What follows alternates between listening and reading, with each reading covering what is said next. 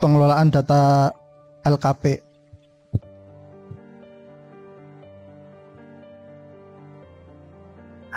Izin menyampaikan bahwa ini adalah struktur saat ini. Untuk Direktur Jenderal itu Bu Kiki, sedangkan untuk Sekretaris Direktorat Jenderal adalah Pak Saryadi, dan Direktorat Kursus dan Pelatihan itu adalah Pak Wartanto. Nah, cakupan program Direktorat Jenderal Pendidikan Vokasi diantaranya adalah kursus dan pelatihan yang saat ini sudah ada 17.306 lembaga.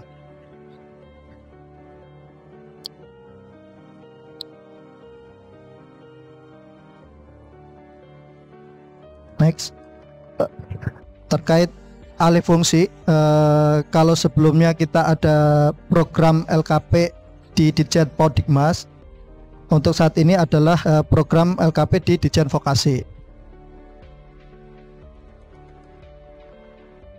Next, tujuannya adalah tersedianya data yang berkualitas. Kita tahu persis bahwa data ini sangat penting, karena dari data ini sebagai pendukung untuk perencanaan dan kebijakan selanjutnya, yang ujungnya adalah pendidikan Indonesia sendiri. Jadi tersedianya data yang berkualitas, data yang siap pakai, itu akan menjadi tujuan kita. Strateginya yang sudah kita lakukan adalah pengembangan aplikasi data Dapodik, kemudian pengembangan aplikasi penjamin mutu, dan peningkatan kompetensi pengelolaan data. Next, terkait peran pendataan, Bapak Ibu, LKP itu berada di satuan pendidikan.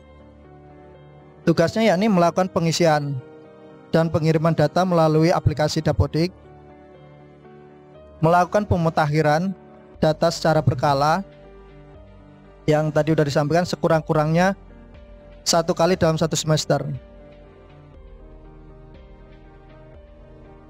memberikan dampak data, memeriksa dampak data yang telah diisikan, dan menjamin kelengkapan, kebenaran, dan pemutakhiran data yang dikirim. Sedangkan untuk dinas pendidikan, baik itu provinsi, kabupaten, kota, itu adalah sosialisasi, melakukan pengelolaan, melakukan verifikasi, dan memanfaatkan data. Kita sebagai Sedijen Vokasi tentunya adalah mengkoordinasi pengumpulan data. Selanjutnya adalah membangun sistem sosialisasi pendataan, termasuk hari ini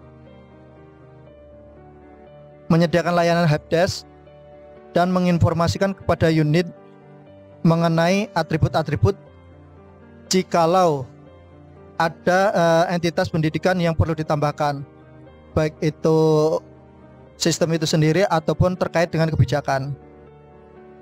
Sedangkan adalah Pusdatin, itu adalah merancang basis data, merancang formulir, dan sebagai pusat integrasi data.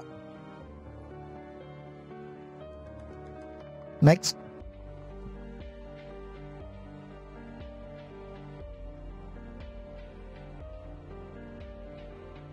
nah, kurang lebih alurnya seperti ini, bahwa lembaga kursus itu sebagai satuan pendidikan, datanya akan dikumpulkan oleh Sedijen Vokasi, yang kemudian dari data itu akan dimanfaatkan oleh Ditjen GTK, Ban SM, Ban PT, Ban PAUD, serta Pusat Asesmen Pendidikan atau Pusmendik. Tidak itu saja, termasuk kementerian lembaga lain itu sering juga meminta data kepada kita. Salah satunya diantaranya itu DPR pun juga meminta itu.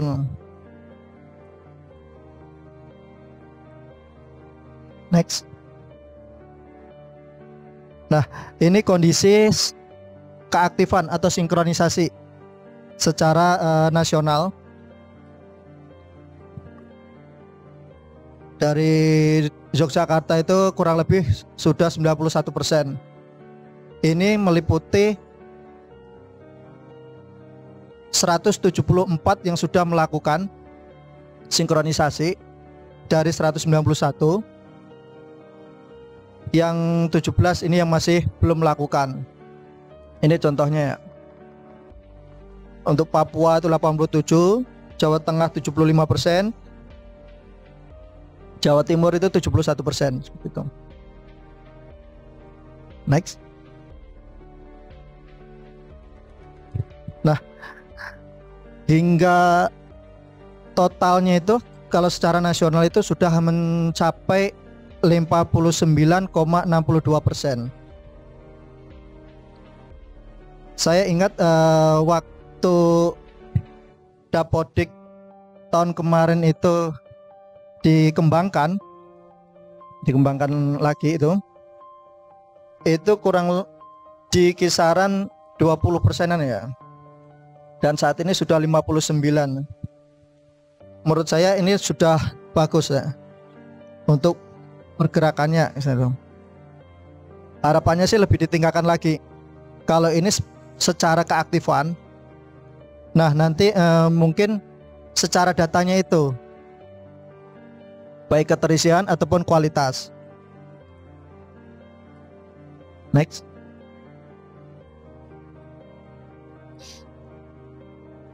Nah, data apa saja sih yang di entry di Dapodik? Jadi Bapak Ibu harus setidaknya melakukan pengentrian ini. Data satuan pendidikan ataupun biodata. Terus data pendik dan tenaga pendidikan atau instruktur. Data sarana dan prasarana. Data peserta didik dan rombongan belajar dan anggota rombel. 5 poin ini yang harus di entry di Dapodik. Next. Jika Bapak Ibu belum mempunyai Dapodik, syaratnya adalah ini: memiliki izin operasional, memiliki nomor pokok satuan pendidikan atau NPSN, memiliki kode registrasi yang bisa diminta di admin Dapodik pada kabupaten kota, dan email aktif untuk login di Dapodik itu sendiri. Next.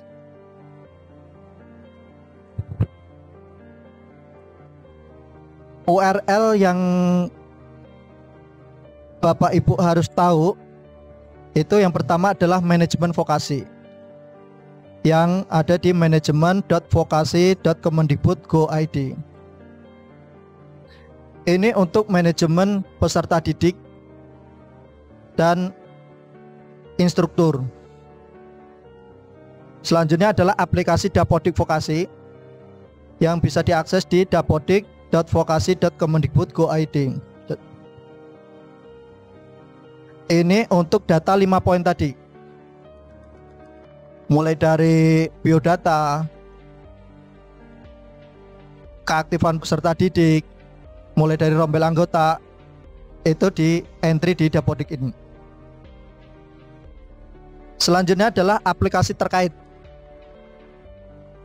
Itu adalah Verval SP, Verval PTK, dan Verval PD. Verval PTK itu untuk mendaftarkan instruktur yang baru. Sedangkan untuk Verval PD itu untuk Verval peserta didik. Ketiganya membutuhkan akun yang bisa diakses di atau mendaftar di sdm.datakemendikbud.go.id. Next.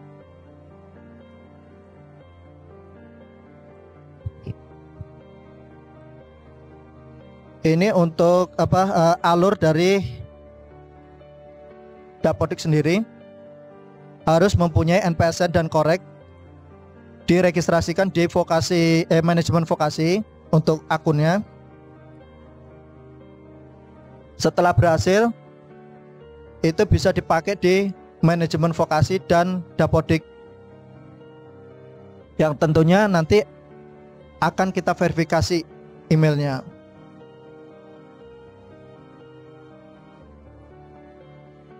Next. Ini gambaran untuk registrasi pertama kali Bapak Ibu ya. Itu bisa klik registrasi akun Dapodik yang ada di manajemen.vokasi.kemendikbud.go.id. Nah, di sana membutuhkan kode registrasi dan NPSN.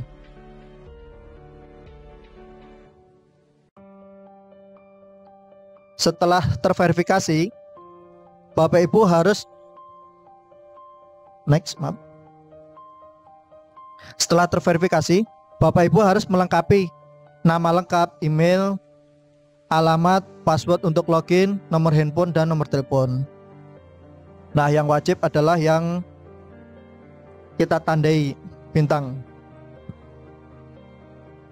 Setelah simpan itu kita akan melakukan verifikasi melalui email yang Bapak Ibu daftarkan. Jadi setelah itu Bapak Ibu akses ke emailnya dan cari email dari kita yang punya itu ada manajemen Dapodik untuk aktivasi akun. Nah, setelah berhasil, next, Bapak Ibu bisa langsung login, baik itu ke Dapodik sendiri ataupun ke manajemen. Next. Ini adalah gambaran dari menu-menu yang ada di manajemen. Di antaranya adalah manajemen PTK. Itu adalah PTK aktif. PTK aktif adalah PTK yang bisa ditugaskan. Selanjutnya ada PTK terdaftar. PTK terdaftar itu adalah PTK yang sudah terdaftar di LKP Bapak Ibu. Next.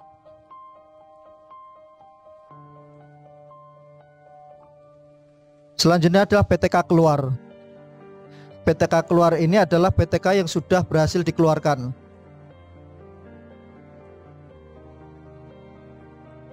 Next.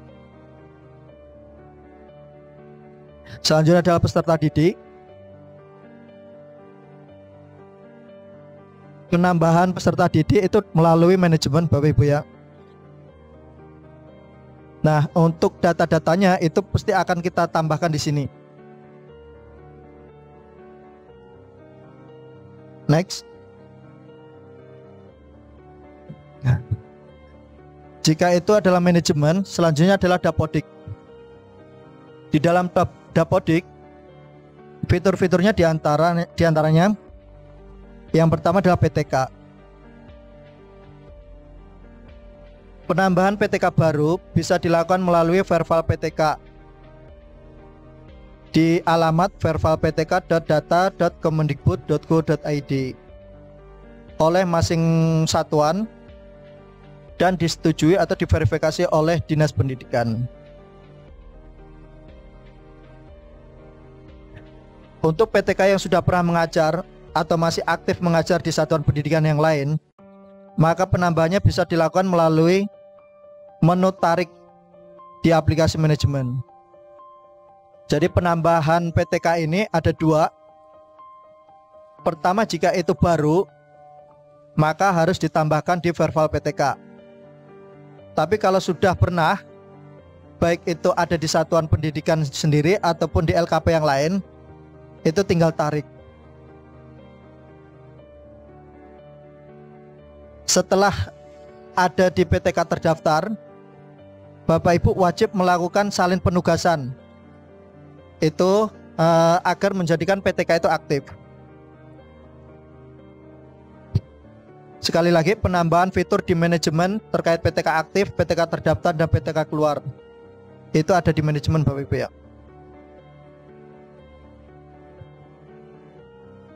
Untuk kepala atau pimpinan LKP, setelah dilakukan tarik data PTK, dimohon untuk memilih jenis PTK yaitu instruktur.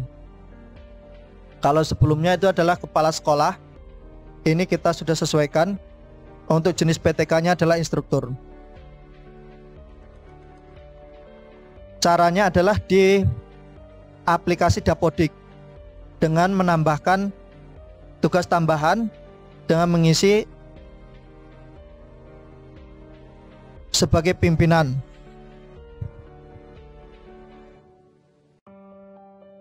Next. Selanjutnya adalah peserta didik. Peserta didik baru hanya bisa dilakukan melalui aplikasi manajemen. Saat entry peserta, diharapkan untuk cari terlebih dahulu sebelum melakukan entry secara manual. Harapannya apa? Kalau peserta didik itu sudah ada di LKP lain, itu tinggal melakukan penarikan. Nah, nanti kalau belum ada, form akan diarahkan ke form entry. Jadi Bapak Ibu harus mengentrikan secara manual, secara detail.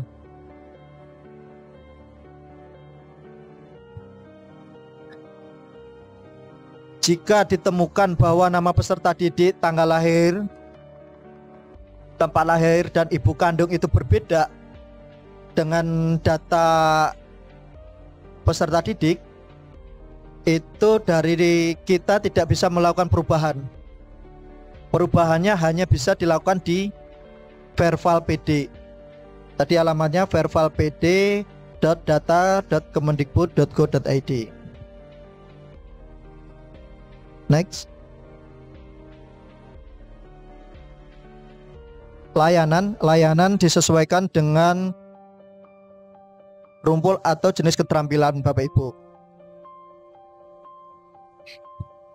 Selanjutnya adalah rombongan belajar.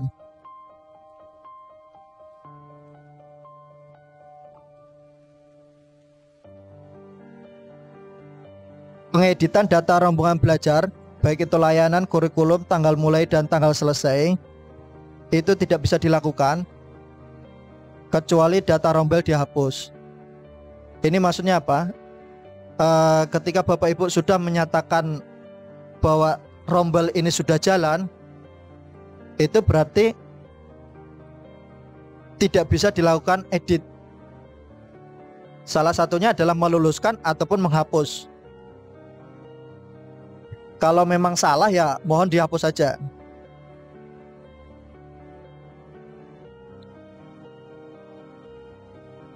Pada saat memasukkan data rombongan belajar, harap dipastikan bahwa file tanggal mulai dan tanggal selesai diisi dengan waktu belajar rombongan belajar.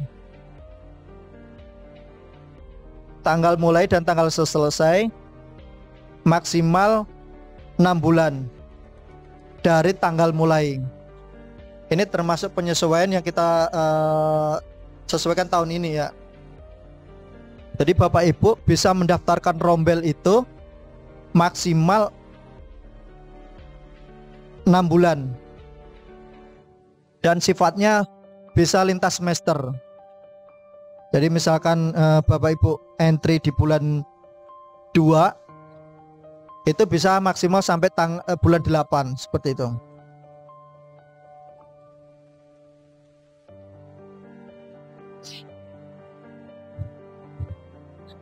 Jadi harapannya sudah tidak ada lagi bukan mahasiswa ya, peserta abadi lah sebutannya kita. Jadi selama 1 tahun ataupun lebih dari 1 tahun, rombelnya juga itu, peserta didiknya juga itu, kayak gitu. Nah, bagaimana kalau kenyataannya itu masanya itu memang lebih dari 6 bulan? Nah, harapan kita Bapak Ibu melakukan split. Mungkin misalkan yang pertama adalah tahap 1, selanjutnya adalah tahap 2 dengan nama yang sama. Itu sangat memungkinkan seperti ini.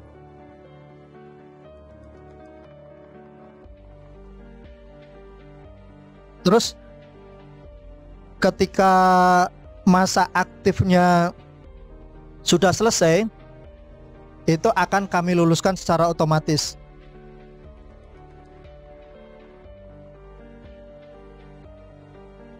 Next.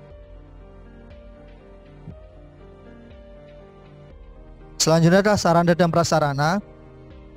Harap prasarana diisi dengan lengkap, baik itu dari tanah, bangunan, data periodik, ruangan, dan nama alat. Sama satu lagi jumlah alatnya. Untuk alumni, ini yang kita singgung di awal, bahwa peserta didik ini akan muncul di alumni pembelajaran jika memang pembelajarannya atau waktu pembelajarannya sudah selesai. Jadi tidak ada peserta didik yang hilang. Yang ada misalnya kalau nggak dihapus berarti kita luluskan berbarengan dengan waktu berakhirnya pembelajaran itu.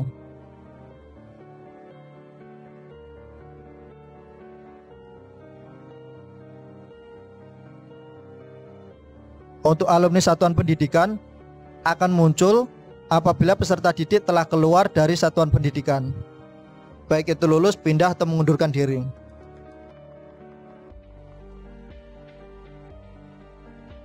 Next. Ini untuk mendaftarkan akun yang akan digunakan di Verval, baik itu Verval SP, Verval PD, ataupun Verval PTK. Adanya di sdm.data.kemendikbud.go.id.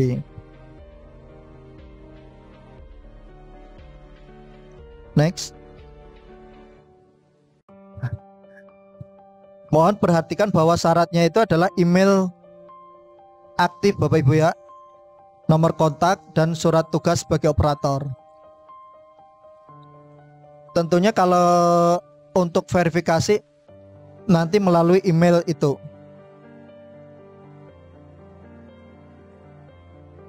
Next.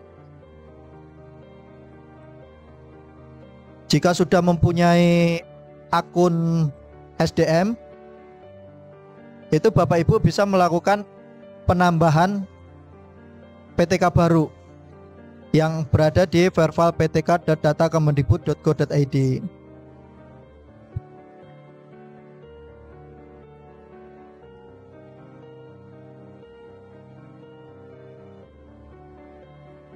Next. Nah, untuk menambahkan PTK baru, syaratnya adalah kartu keluarga, kartu tanda kependudukan, surat keterangan domisili dari kantor kependudukan setempat, surat keputusan SK pengangkatan berupa SK pengangkatan atau surat perjanjian kerja yang ditetapkan oleh pimpinan LKP atau ketua yayasan, dan surat keputusan penugasan di satuan pendidikan yang ditetapkan oleh pimpinan LKP. Next. Kurang lebih gambarannya seperti ini. Jika Bapak Ibu sudah bisa berhasil login di Verval PTK, bisa akses menu di daftar PTK. Next.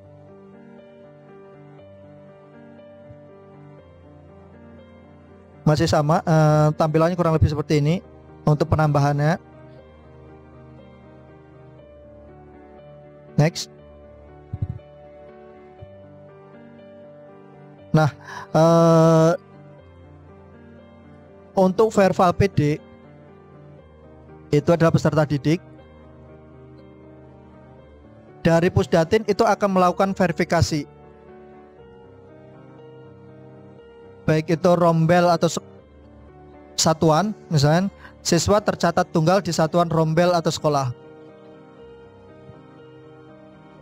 Untuk NISN itu dipastikan terisi dan sifatnya unik. Nama itu meliputi minimal 2 karakter, tidak mengandung spesial karakter, dan valid dengan data Dukcapil. Tempat tanggal lahir itu minimal 2 karakter dan mengacu ke data Dukcapil. Tanggal lahir itu usia logis dan terisi. Nama ibu kandung juga sama, tidak mengandung spesial karakter, terisi minimal 2 karakter dan valid dengan data Dukcapil.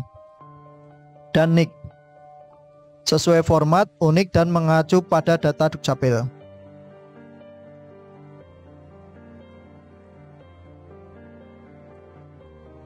Next.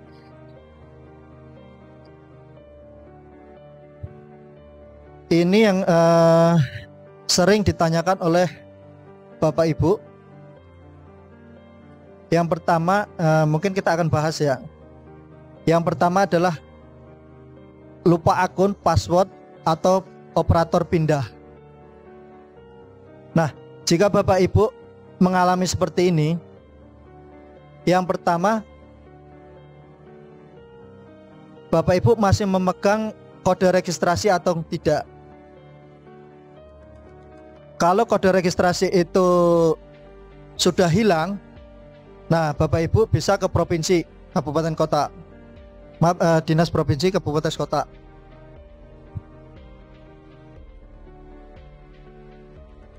Kalau Bapak Ibu sudah punya kode registrasinya dan NISN, itu bisa langsung registrasi melalui ke manajemen.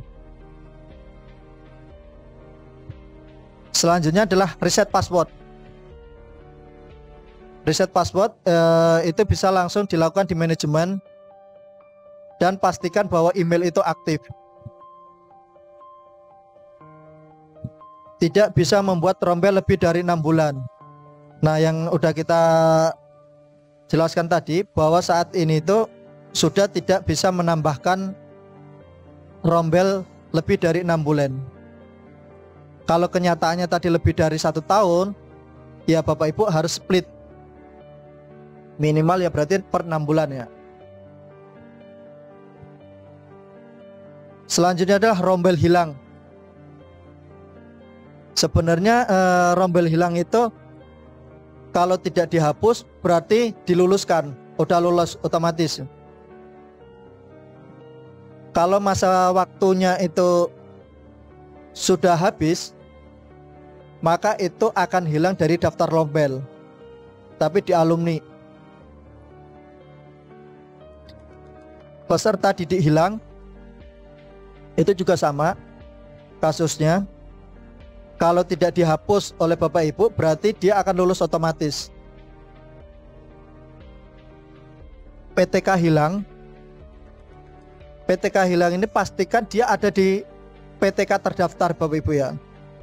Kalau ada di PTK terdaftar berarti tinggal salin penugasan agar PTK itu aktif. Jadi di aplikasi Dapodik itu hanya akan ada PTK yang aktif. Untuk mengaktifkannya ya dari manajemen. Jika itu PTK terdaftar berarti tinggal salin penugasan. Selanjutnya adalah tidak bisa sinkronisasi. Kalau Bapak Ibu tidak bisa sinkron, itu Bapak Ibu tidak melengkapi data yang wajib. Setidaknya itu satu rombel, mempunyai satu rombel, mempunyai anggota rombel, dan pembelajarannya. Jika sudah itu sudah terisi, itu bisa disinkronisasi.